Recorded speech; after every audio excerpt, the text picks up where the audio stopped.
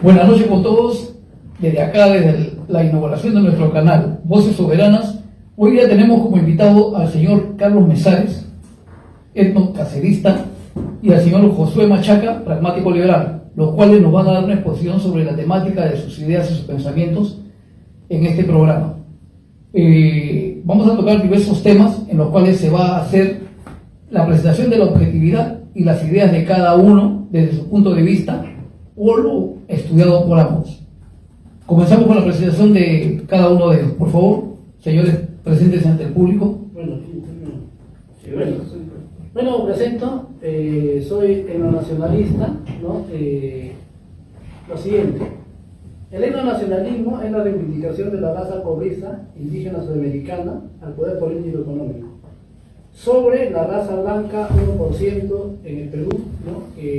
Para el etnocacerismo son peruanos del DNI, o sea que los son peruanos de sangre o prácticamente originales. Simplemente son criollos, ¿no? Que quieren seguir pues, continuando lo que Pizarro les enseñó, que del Perú se escoge el oro o lo que sea para que Europa crezca, ¿no? Y nosotros estamos en contra de eso, porque somos nacionalistas y le queremos dar el poder absoluto a los cobrizos, 99% en el Perú, un país acomplejado donde el peruano se siente, ¿no? Se odia en la porción de indio, la porción de serrano, la porción de cobrizo que tienen y se aferra a la poca porción de blanco que pueda tener. O sea, día a día el peruano se levanta su cama y quiere ser blanco. Es la ridiculez más tremenda que existe en un país como el Perú. Un país invadido, ¿no? O, digamos, donde la mayoría de peruanos se pajean mentalmente como Europa. Y hay otra cosa también que yo quiero decir en este canal de Julio Ortega, es de que hay un libro que yo creo que lo vende, que es Padre Rico, Padre Pobre, que es de un autor extranjero, que también que lo lean, pero es un libro que no sé de qué nos sirve a los peruanos leerlo. Más bien acabo de publicar un libro hace ya más de 18 años, que es el nacionalismo, pero que lamentablemente es satanizado en el Perú, sobre todo en Lima, por la clase, por la oligarquía criolla extranjera, ¿no? Que dicen, no, que este libro es el racismo contra los blancos. Pero yo recomiendo que lo lean, que lo busquen y lo lean. Deberían tenerlo todos los peruanos, ¿no? Como, digamos, instrumento de formación a su persona. Bueno, eso es todo lo que puedo decir. Bueno, su tiempo del señor Josué Machaca. Sí. ¿Qué tal? Me presento, es la primera vez que yo me presento ante un agradable público, gracias al señor José Luis. Igual, un gusto debatir contigo, Carlos. Y bueno, más que un debate, esto es más una discrepancia de ideas, ¿no? Yo no comparto las ideas al 100% del señor Carlos, pero voy a dar mi posición política, así decirlo, ¿no? Yo soy un apolítico, no creo en la política, no creo que la política vaya a solucionar los problemas de la sociedad. ¿Por qué? Porque, bueno, analizando históricamente, ¿no? Ha habido siempre esas transiciones, ¿no? De quién le da el poder, a quién. Entonces, cuando a mí me dan el argumento de un político, yo simplemente lo veo desde el punto de vista pesimista, ¿no? Yo no creo que él vaya a solucionar todos mis problemas. Entonces yo no pongo mi fe en ningún político. Me presento como un pragmático justamente por eso, ¿no? Yo prefiero basarme en la utilidad de las cosas. Por ejemplo, la utilidad de una política pública, la utilidad de algunas medidas, ¿no? Hacia dónde nos quieren llevar, al margen de la personalidad, de su ideología. Entonces, en otras palabras, un pragmático está en contra de las ideologías. Yo estoy en contra de todo tipo de ideologías, ya sea el comunismo, el socialismo, el etnocacerismo, el etnonacionalismo, o incluso el mismo libertarianismo o el liberalismo. Mi posición política es estar en contra. Prefiero ver la utilidad de cada uno de estos argumentos y ver cuál es más viable.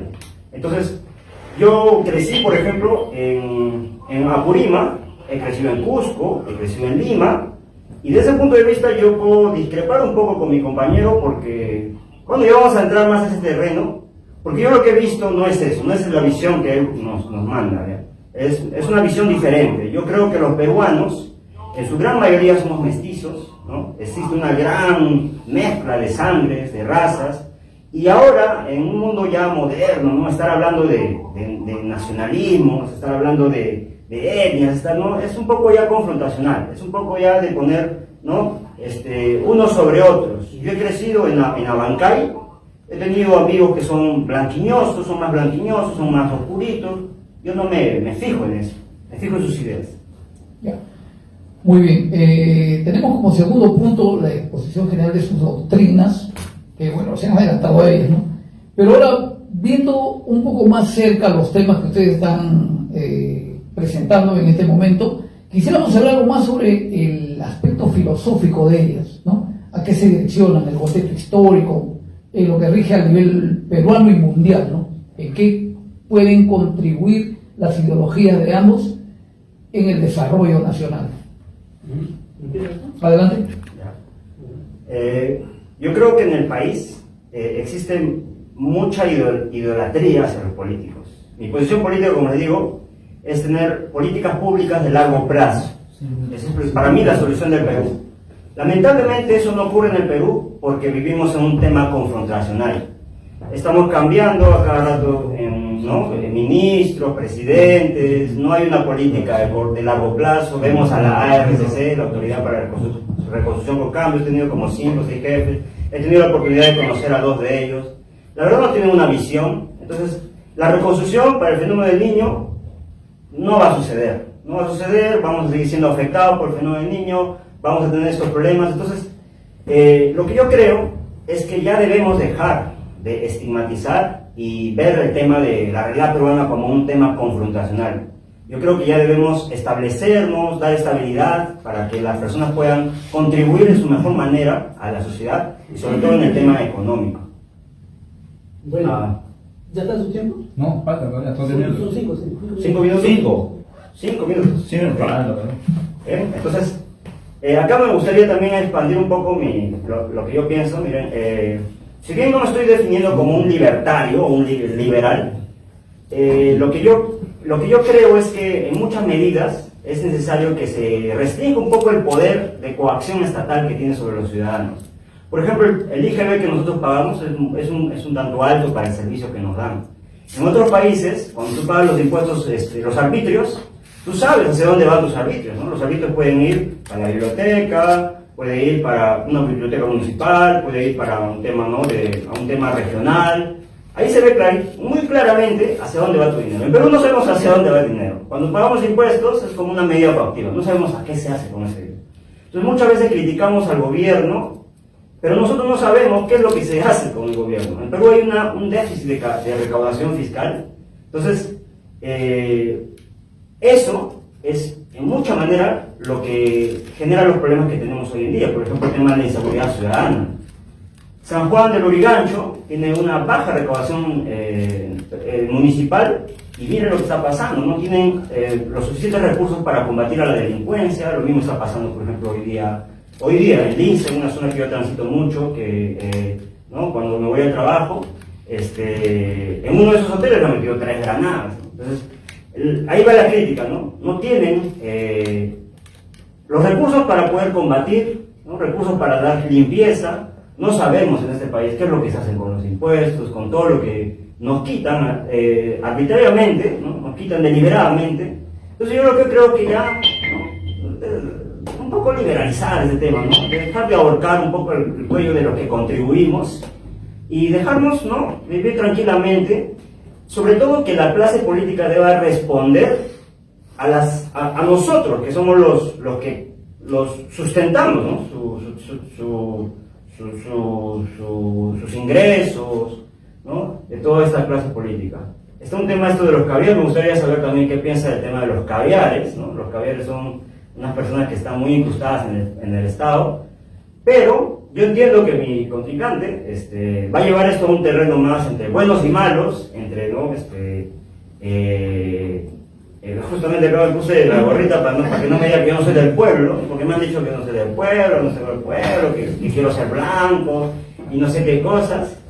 Entonces, ya te conté, yo crecí en Abancay, ¿no? En Apurímac, en Cusco, en Lima, me ha pasado de todo. He tenido compañeros que me han choleado en la sierra, cuando se enteraron que yo nací en Lima, me dijeron, bueno, tú eres un limeñito acomplejado, no sé, me han dicho de todo. Entonces, esos temas para mí ya es un tema de segundo plano, que estar hoy en día, ¿no? Estar ahí gastando mi no sé, ni cordura para estar entrando en esos temas de razas, etnia. Somos peruanos, todos somos peruanos, vivamos felices. ¿Ok? A ver. A ver, Un minuto de falta, pero. Un minuto. Sí, Pero igual, ese minuto todavía ahí lo quiero guardar. Ya guardado para el último. Bueno, Carlos. le escuché a Julio Ortega decir en qué puede solucionar el pensamiento de nosotros, ¿no? Bueno, yo creo que muchos han hablado de economía, ¿no? E inclusive cuando se hacen las elecciones presidenciales se habla de quién va a dar más, quién va a generar más empleo, más trabajos en el país, ¿no? Y todo eso, ¿no? Pero poco se habla de cómo está la sociedad. ¿De qué sirve que un país tenga, de que todo el peruano esté trabajando si psicológicamente estamos fregados, ¿no? O sea, estamos enfermos. Puede haber un montón de trabajo, en este momento lo hay. Yo cuando me levanto temprano, ¿no? Veo que las comis están llenas, ¿no? Y un montón de gente que va desesperada a trabajar toda la mañana. Pero psicológicamente, mentalmente estamos mal, ¿no? Entonces, ¿de qué sirve todo eso? ¿De qué sirve que la economía esté arriba, como dice mi ley? Y psicológicamente estamos fregados. Entonces, ¿qué aportamos si nosotros estamos fregados de la cabeza al país?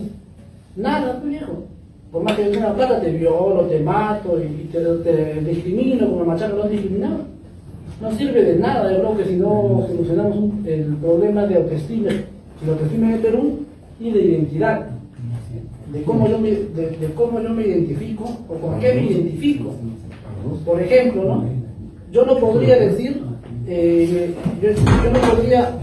no me atrevería a decir que soy blanco puro, ¿no? Sería tan conchudo decir que soy blanco puro, teniendo mucho de cobrizo o que soy mulato de negro.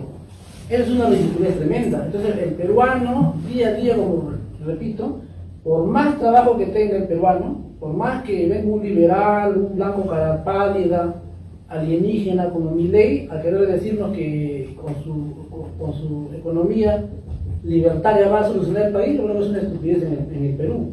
Porque no, ¿de qué sirve que el cholo mestizo tenga plata en el bolsillo si día a día se quiere creer rockero? ¿No? Es como que un gorila, y una vez cantaba un humano, lo dijo ahí en su escuela de Girón Quilca, no lo dijo, ¿no? Es causa risa que un gorila entre a una discoteca y quiera bailar. O sea, los que están ahí en la discoteca lo van a ver al gorila, van a decir, este gorila es la muerte. Pero es la verdad, ¿no? Es como cuando un perrito, no sé, o sea, por ejemplo, ¿no? Había un perrito que ladraba dándose vueltas, ¿no? Y todo el mundo se ríe porque el perro así es ridículo, pues, dándose vueltas. El peruano es un ridículo para el extranjero, para el europeo, para el asiático. Porque teniendo poco de blanco, la piel blanca, y todo de andino, de amazónico, o de costeño, ¿no? Oriundo, se cree europeo puro, ¿no? E inclusive usa palabras que de repente ni siquiera familiarizan con su cara. Eso también es un problema para el Perú. Entonces digo, ¿de qué sirve que tengamos una buena economía si estamos fregados mentalmente? ¿No? Y eso es lo que pasa en los colegios particulares. Yo veo que todos los días las personas dicen, voy a meter a mi hijo en un colegio particular, ¿no? Inclusive una señora que era mi compañera de trabajo decía, ¿no? Mi hija estudia en un colegio particular y estudia francés. Y una vez me dijo que Pedro Castillo era un serrano, ¿no? Que era cholo y que como todo serrano, ella era una serrana, ¿no? Ella era una serrana, que su hija estaba estudiando en un colegio particular y dijo que todos los serranos son brutos. Y yo le dije, ¿y tú qué eres? Y no supo qué decirme. O sea, la serrana, la chola, creía que todos eran brutos. Entonces, ¿ella qué era? Entonces, ese es el problema del Perú. Y hasta que no solucionemos eso, ¿de qué sirve tener buen trabajo, viejo? ¿De qué sirve que Machaca, tú que por ejemplo, tú que trabajas? ¿De qué sirve que Machaca sea ingeniero? ¿No? Si el país está fregado, mentalmente estamos fregados los peruanos en todo.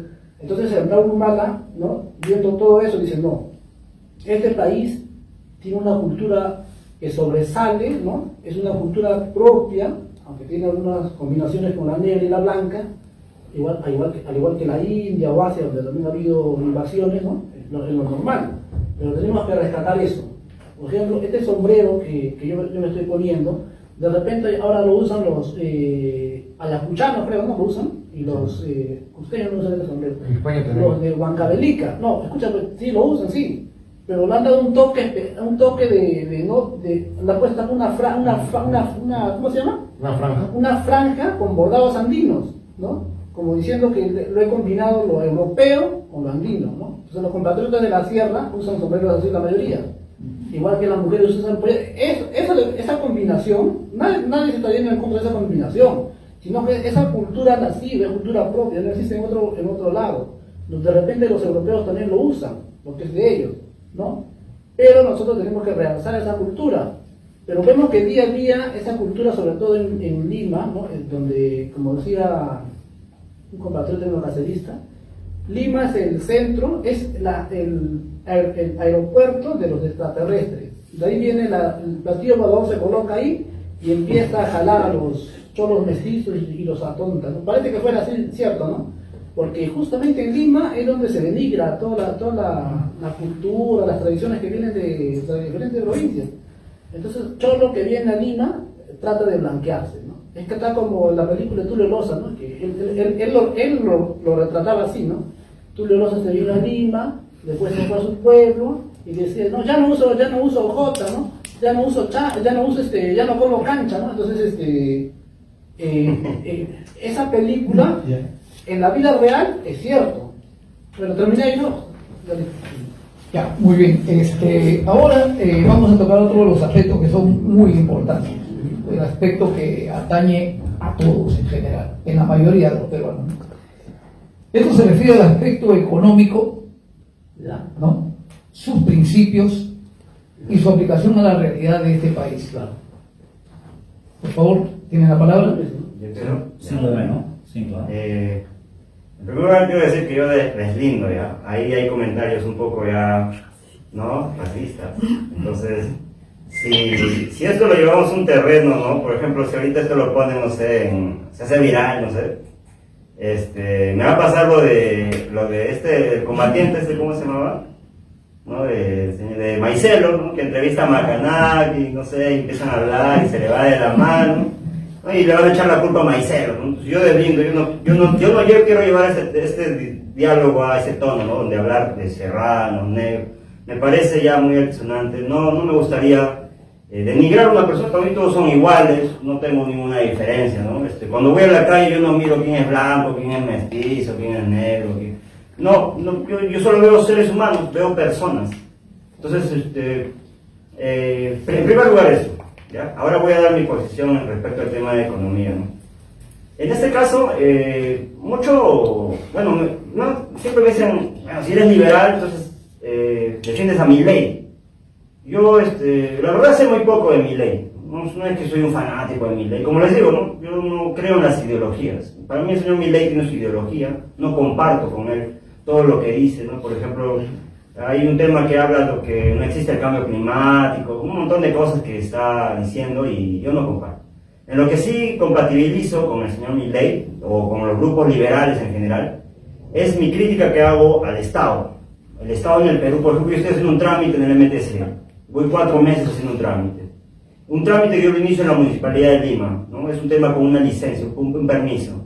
Entonces, que me restrinja 4 años a una persona, por ejemplo, a un señor que trabaja en Rappi, que trabaja en cualquier otro, 4 meses que lo prives de un servicio público que en la página web dice que eso se te da en una semana, para mí es ya, ¿no?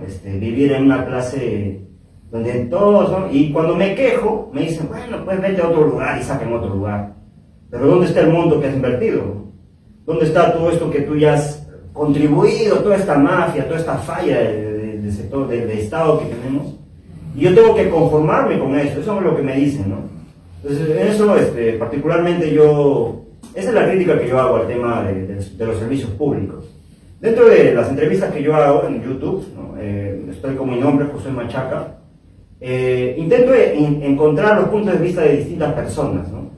En este caso yo compatibilizo más con los liberales en el tema de que es necesario liberalizar un poco la economía peruana, porque la economía peruana está bien estancada.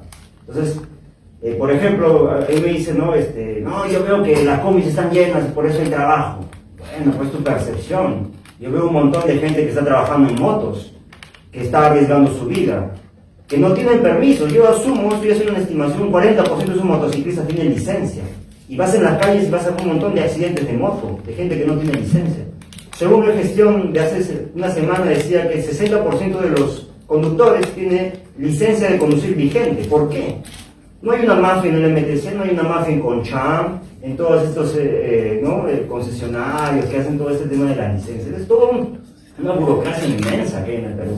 Entonces hay que desbalancear todo eso, ¿no? Hay que despedir a toda esa gente que es improductiva. Y eso no es el tema que se está discutiendo en el Perú. Estamos discutiendo de, ¿no? Si Santauro se casa con una gringa, ¿no? Si Ollanta se casa con una gringa, que más gringa, que es chola, que no sé qué. Ya dejemos esas cosas. Bueno, no sé si llegó, son 2 minutos. 2 al 3:47. Ya. Muy bien, a ver, Bueno. Carlos, tu opinión sobre el Bueno, tema económico. sobre la economía, ¿no? Ahorita estamos leyendo lo que es economía. Sí, siempre he escuchado a los liberales que no, para que la economía crezca hay que privatizar casi todo, dicen, ¿no? Hay que privatizar la policía, el Ministerio de Salud, aunque ya no están logrando eso, ¿no? Hay bastantes clínicas que están apareciendo, ¿no? Universidades, sí hay. Ahí por mi casa no están abriendo un montón de clínicas ahora, ¿no? Claro. O sea, bueno, con la gente que tú no estás de acuerdo, ¿no? Ahorita, ellos apuntan a eso, ¿no? Y a través de privatizar todo va a haber más trabajo, va a haber más producción, ¿no? Los ciudadanos van a tener una buena calidad de vida, ¿no? De eso trata la economía, ¿no? De distribuir los bienes para que la gente tenga una estabilidad. Pero sí, de repente se puede aplicar, pero no, siempre que se hace eso, le dan, digamos, las empresas o hacen que los privados sean extranjeros en su gran mayoría, ¿no? O sea, que vengan, entonces, o sea, para privatizar el Ministerio de Salud, que vengan las clínicas extranjeras, que vengan Inca Pharma, ¿no? Pero, como le dije a Gabo Kiss, no sé si lo debes conocer, ¿no? Le dije, pues, pero carajo, ¿cuándo vamos a decir ya que el peruano que no haga, digamos, empresa en su país, sino bien que vaya a conquistar otro país, ¿no? Como lo hace Chile, y como lo hacen todos los países etnonacionales, China, Rusia, Estados Unidos, la India, ¿no? Pero el peruano no, el peruano tiene que esperar que vengan los extranjeros a invertir acá para que la economía crezca, ¿no? Para que tenga más plata, para que tenga una buena calidad de vida, ¿no? Que venga el privado, ¿no? Y tiene que ser especialmente extranjero, ¿no? Hay que privatizarse la PAN, pero tiene que ser un extranjero porque solo peruano no tiene plata. Y así me ha respondido la mayoría de liberales, no. ¿Y por qué no pasa un peruano? No, es que el peruano no tiene plata. Pero cuando el Estado va a firmar convenio, no sé, se va a sentar con el gobierno chino y decir, ¿sabe qué? Deja entrar a mis empresarios a que inviertan en tu país, ¿no? No se puede, tienen que venir ellos para acá, ¿no? Pues, entonces, el etnonacionalismo, sí, busca que vengan, inclusive, Antauro recién ha salido de la cárcel, tiene 1 año, ¿no? Desconocen de economía, puede ser, pero está todavía en ese proceso de ver, digamos, si la economía que le han planteado a él le conviene o no. Pero algo que sí rescata de las antiguas culturas peruanas, es que fueron conquistadoras, o de repente no, que fueron expansionistas. Tiene algo de malo, no tiene nada de malo, porque hasta Chile lo hace. Chile se viene, como comentó la otra vez, ¿no? Chile, su objetivo es hacia el norte, no hacia el sur. Y es la verdad. Y los chilenos bien vivos vienen a invertir acá. Había un ex embajador, creo que se llama Ricardo Lex, ¿ustedes conocen con tu Julio, no? Ricardo Lex, comunista. Él decía Ricardo Lex era su tío de Jaime Bailey. Él decía que él fue embajador en Chile, creo, ¿no? Sí. Él decía que los chilenos, yo no sé, porque yo no trabajo para terminar, él decía que en Chile los empresarios peruanos, el gobierno chileno, no permitían que los peruanos vengan en masa a invertir, pero sí ellos querían venir al Perú, o sea, qué pendejada. Imagínate. Muy bien, muchachos. A ver, acá, ahora, en otro de los puntos que también son bastante importantes acá en el país y que se están descuidando muchísimo, es el aspecto social, Ya. ¿no? Quisiéramos saber, más o menos, en ambos pensamientos de ustedes, cuáles son los ideales y las propuestas ante los principales problemas de nuestro país. Bueno, yo empiezo, ¿eh? Bueno, en el aspecto social, como dije al inicio, ¿no? El Perú es un país de acomplejado. Y en ese sentido también el colegio, las instituciones, por ejemplo, la educación en el Perú, me refiero a los colegios, tanto particulares como públicos del Estado, ¿no? Apoyan mucho en eso, ¿no? A de que el joven peruano simplemente pase por la carpeta, por los salones, pero que salga con poco conocimiento, ¿no? O sea, eso no lo notó porque estudié en un colegio estatal, ¿no? Resulta que hay profesores que no vienen, o sea, digamos que el profesor de historia nunca viene. Se enfermó, no hay profesor, eso pasa en los colegios estatales. Y en los colegios particulares le enseñan poco de la historia del Perú, poco, digamos, formación cívica, ¿no? Le enseñan un resumen. Nada.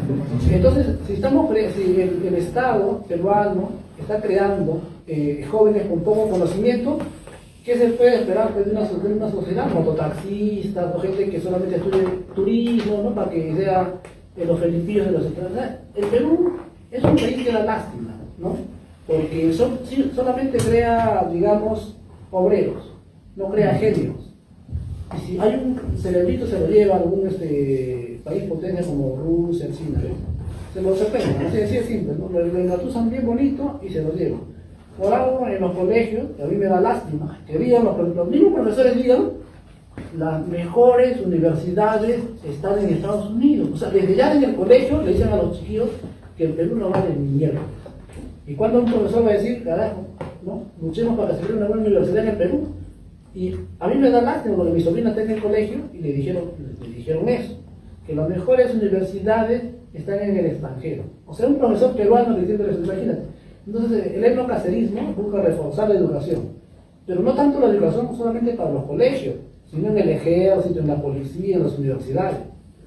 Claro que, de cierto modo, es más que obvio, la oligarquía criolla peruana, que no familiariza con el Perú, y nunca familiarizado, con pocos, se va a oponer, y siempre se va a oponer, ¿no? Es una lucha fuerte, pero somos tercos, estamos en los internacionalistas están en esa lucha, ¿no?